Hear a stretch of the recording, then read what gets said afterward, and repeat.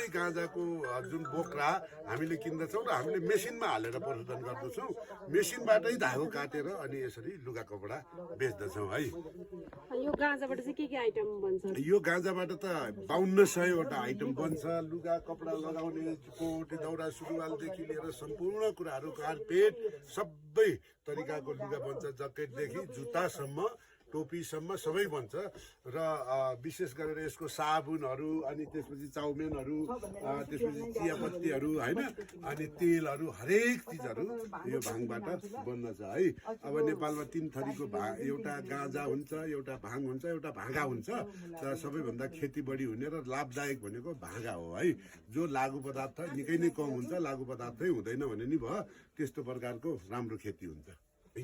यो हाम्रो भाँगा गाँजा सबै हो क्या। एउटै बोटबाट गाँजा पनि पाउँछ, भाँगा पनि पाउँछ, भाँगो पनि पाउँछ क्या होइन। त्यसैले भाङ पनि एउटै बोटबाट पाउँछ। त्यो भाङ र गाँजा जुन नष्ट गरिसकेपछि अनि भाँगा बाँकी रहन्छ, त्यो भाँगाको हो यो चाहिँ।